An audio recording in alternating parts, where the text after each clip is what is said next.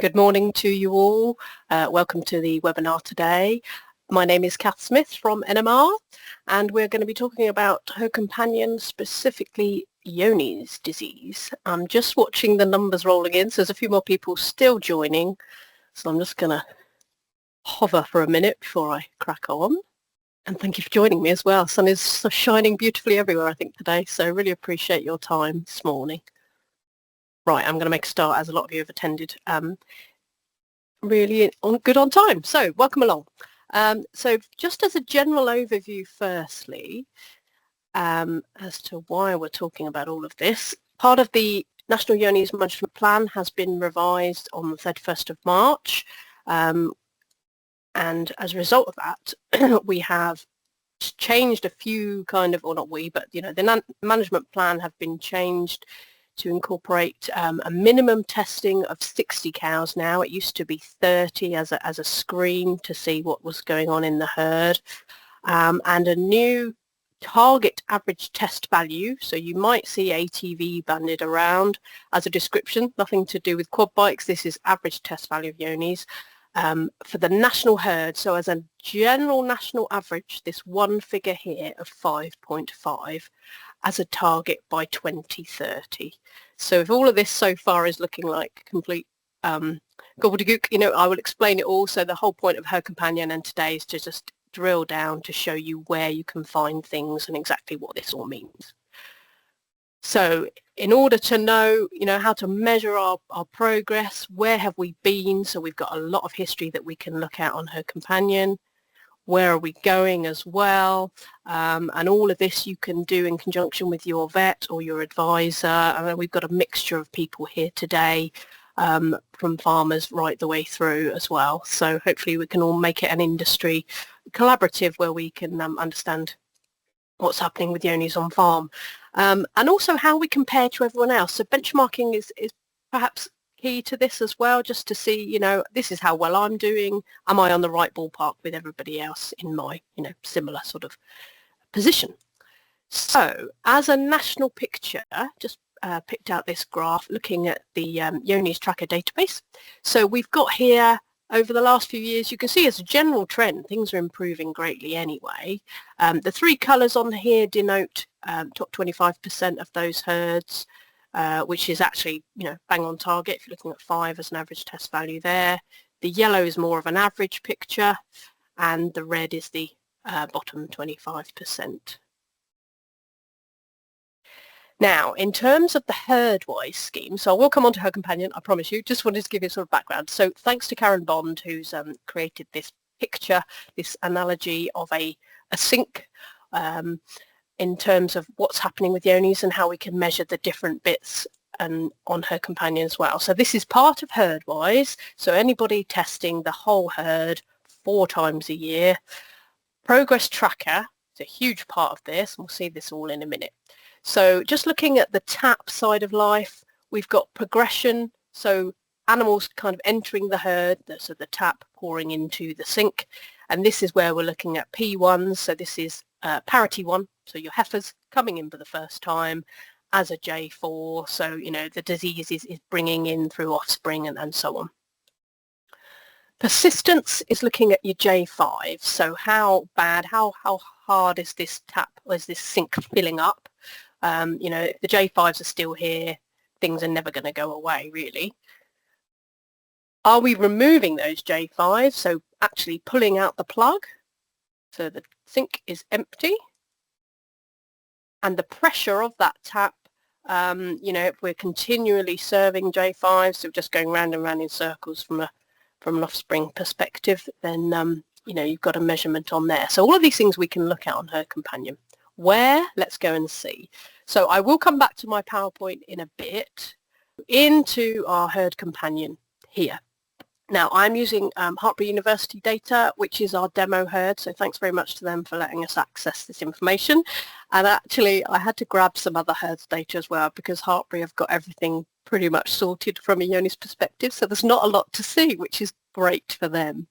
On the landing page, so this has changed ever so slightly, we've got a new advert here. So this is your opening screen when you come into Her Companion, specifically for herd-wise. perfect timing in line with the changes we've just talked about. You can actually click on this graphic now anywhere you like, and that will take you into the progress tracker. Okay. Incidentally, if you click on the logo, you go back to that opening page. So what I want to do first of all is go into disease monitor. So now bear with me, just trying to cater for everybody here. If you've never seen this before, or if you're, an expert in such matters, we're kind of going back to basics a little bit. But this is why it's all, hopefully you can pick out certain bits that you didn't know before, possibly. So in the herd-wise option here, so this is the quarterly testing scheme. There have been a few changes recently as well, which is excellent. So as a general overview, now a lot of these headings, you've got an overall heading here. You can jump to anywhere, from anywhere on Herd Companion into the herd-wise module, and then you've got these subheadings. So all of this relates to all the information to do with yonis. From a historical point of view, everything that you've ever tested, so right the way back to when they first started testing in this herd, 2010, we've got a trend line of what's been happening up to present day. And you can see there's no red here at all now. If I hover the mouse over, a little bit interactive, it will give you an idea of percentages, J4s and so on. So yeah, nothing to see here particularly, really good. Last test date shown here and how many cows that equates to. And then we come down into the actual results. And I've got my Teams thing right in the way. Never mind. Okay, so this is in Yoni's code order. So their highest Yonis now is a J1, which is brilliant. And I'll show you another herd in a second for comparison purposes. Just as a general reminder on Herd Companion, you can sort by any column you like. All of these tables work the same way. So if I want to find a particular cow, I can just left click here. That sorts it numerically. There we go, and you can see a little triangle denotes the sorting. If I click again, it goes to descending order. So that's across the board everywhere. If you want to find a particular animal, use your filter. Don't feel you have to scroll through 600 pages to find it. You can just go straight to that cow. There we go, and then into her record should you need to. And everything that you do with Herd Companion, I say this a lot, but just as a reminder, it will all put itself back together again when you've finished. So you can play about with the columns as much as you like. You can't break it. A couple of new features here then. So we've got Yoni's code. We've got the latest test results going right back here. So that's gives you sort of nearly a year's worth there, actually, 6 tests or so. Just at the top, we have historic. I'm not going to go into that one now, but that is every test that every cow ever had. So even if they've left the herd, you will be able to find them in there. Okay, and very important point here, so this is the new bit, field chooser. Now that bit's been there forever, but we've got some new columns to choose from. So click on that one, drag this one up here, and again this is all interactive stuff. We have on here damn Yoni's code. Sorry, I've said that wrong. The Yoni's code of the damn Yoni's code. So if we pick that up, so left click, drag into there and let go, it will bring that column into the table. You can put it wherever you like, and as I say, when you come back again tomorrow, everything will be back where it was. So now we've got the Yoni's status of the dam of that animal. So some of them haven't got one, but we can just see from a comparative point of view. Now if I sort on the dam Yoni's code, descending, there we go, it starts to get a bit more interesting. So you can see these dams were J5s, how have their offspring compared? Any interesting correlations you might be able to find that way. We've also got management group on here. This is also new. So group here, I can pick up again and drag and drop wherever you like. So just into the headings themselves, and you'll see then we can actually filter by group. So really useful if you've got different management groups within NMR. So recorded on Thor, it will transfer into Herd Companion. So you set them up at the recording itself, or request your recorder to have that implemented. We can then put in a filter here. So much like the line number, all of these white boxes are filters. And when you stop typing, it refreshes automatically. And this is looking at equal to group 2. There's a little key alongside. So if you ever needed to specify less than, greater than on a filter, really useful for cell counts, that kind of thing, or even on the test results here, you can do that as well. So we can now see for group 2 animals how they compare, how many there are at the bottom, and you could then actually export that table as it currently stands if you wanted to get more of an average overview for just the group 2 animals, if it's, you know, high yielders versus low yielders, or however you've defined them. And you can leave that again in place. It will refresh later. Or if you wish, you know, if you've had a play and you want to start again, you can clear the table. Actually, that one doesn't have a clear button. No, but we can just take that out again really easily. Okay, so all good so far there. The other thing to show you, which I can't see on here because there aren't any, is this end column here in the comments. You might see priority culls. Now, just to go back to my PowerPoint, looking at another example herd. Okay, a few more J5s going on here. So similar story, absolutely. This is where you find the results in the herd-wise screen.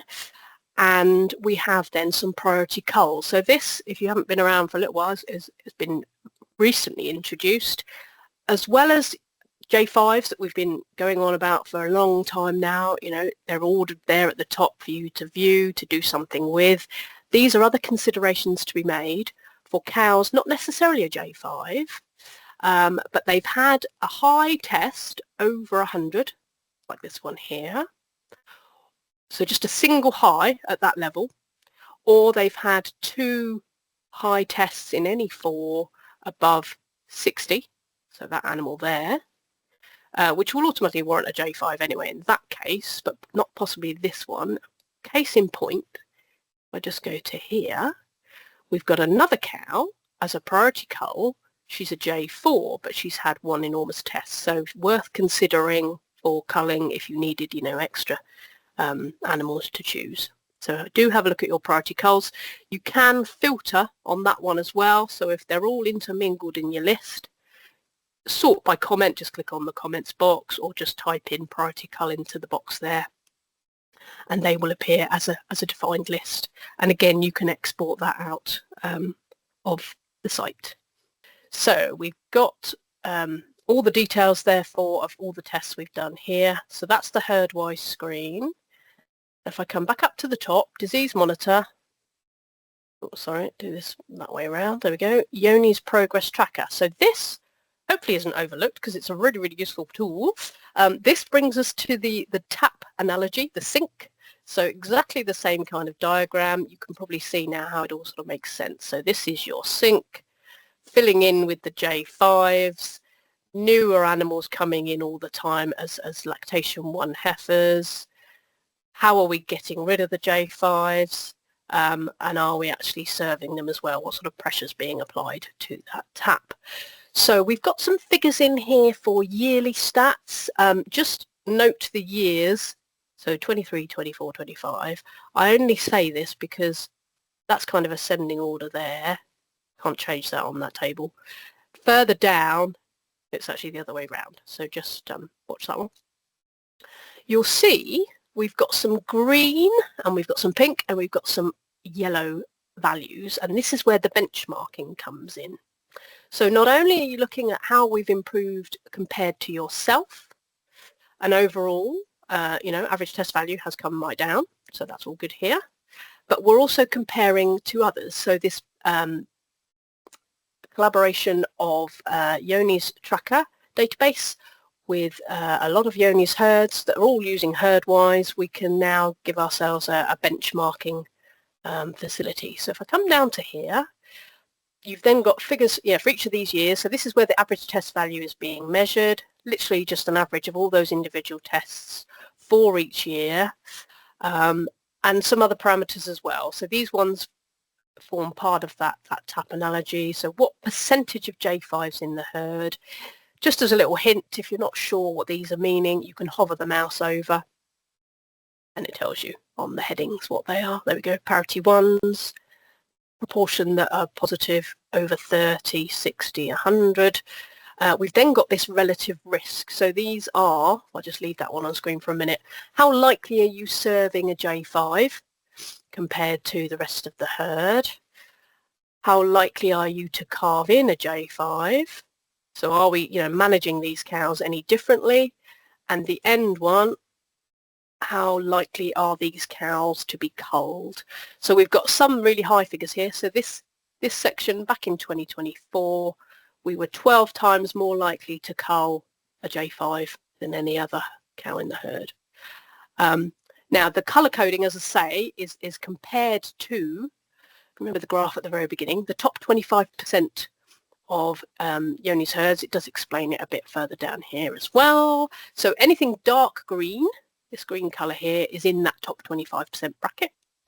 If it's mint green, slightly less, yellow is your average, and then pink is the bottom 25%. So a real excellent success story here as far as benchmarking goes, and again compared to themselves. So they've worked really well to achieve that at Hartbury.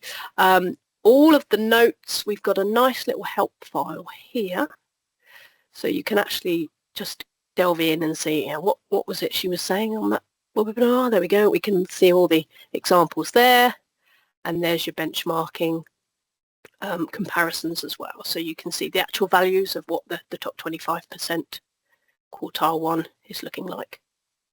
Okay, just back to the dashboard here. And then I've got my herd B just to compare to. So Hartbury doing really well.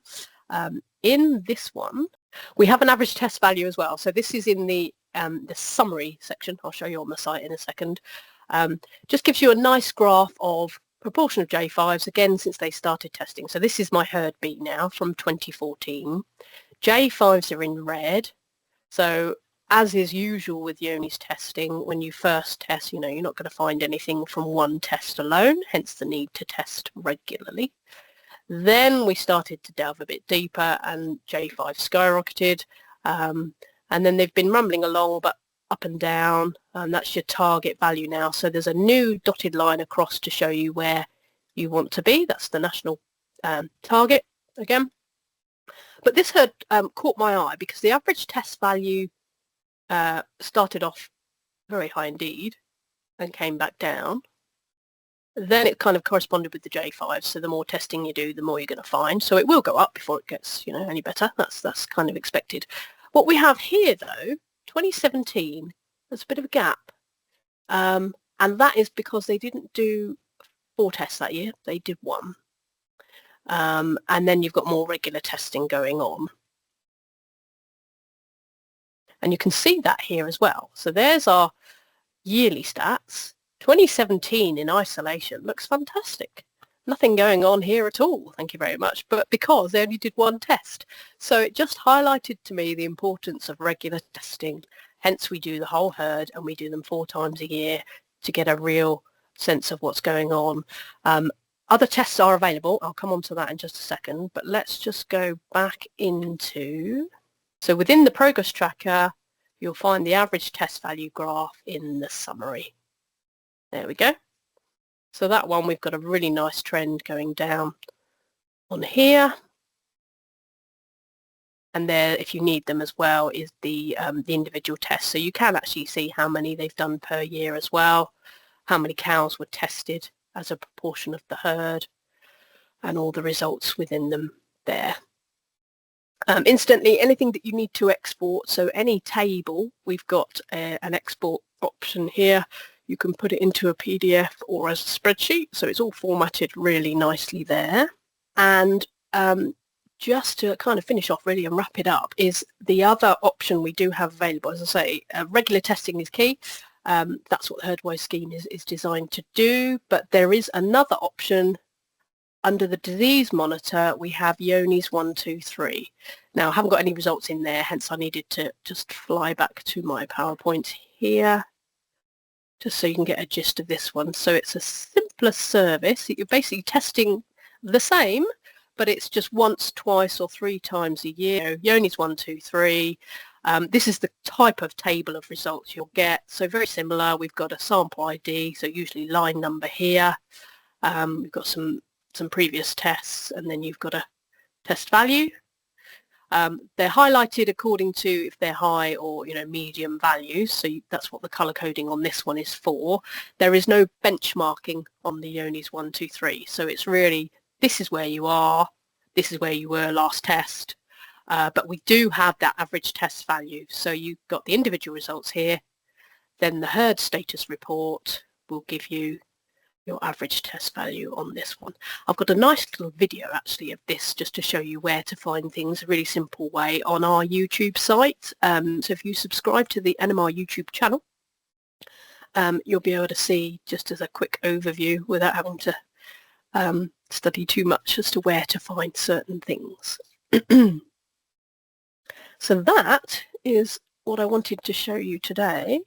Well, there we go. Right, so I might have covered this. A way to see the average test value for individual animals. Oh, that's good, actually. Yes, now we've got it for the whole herd, so for the year. We've got it per test. Individual cows, let me show you that anyway. Okay, so if we were going to go back to our herd-wise section, so down to our individual cows, we can access the individual cow records certainly through here. So cow number 3, she's had several tests. She's in her 8th lactation. Okay, so her individual record, there you go. Now that is every test that she's ever had. It doesn't give you the individual values in here. It's classification low, and you see, absolutely no bother at all. But what we could do is go into the historic, as I say, every cow that was ever tested will be in here, and I think it's the individual results. So similar sort of historic trend graph, all the test dates you've ever done. See, it's a great big long table going back forever. Here, yes, you could export this table and get an average of each cow. That would be absolutely possible. So just to show you, there's cow number 3, L because she's live, so that's the current cow number 3, the one we were just looking at. So you could certainly export that one up here. You could filter out your dead cows first if you didn't want to see them. Just put an L in the filter. Little or big, that's fine. There we go. So now I've just got a table of live cows, 201 animals, and then I can export that table and have a little play in Excel. So I hope that answers your question there. A reason, yes, no, Heartbreed Progress Tracker. Why do you think was the reason for the spike in May 2019? Oh, that's a good question. Let's go and have a look, shall we? So, thank you for this question. This is brilliant. Are we any closer to this data filtering back into uniform?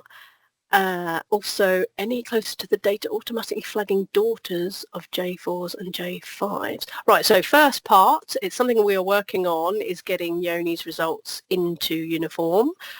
So lots happening behind the scenes with that in terms of the likes of API, which is like an automatic download of data from NMR into a variety of platforms. We've got a bit of work to do, so don't hold your breath, but it will come absolutely. And what was the second part? Sorry, any closer to the date automatically flagging daughters of J4s and J5s? Well, I suppose that kind of relates to the first part where we've now got Damn Yoni's code on there. So if we can populate that into uniform, then you can highlight certain ones that way. The other thing I must tell you, which I didn't write down and I've just remembered, is young stock. So just looking at it from another perspective, young stock.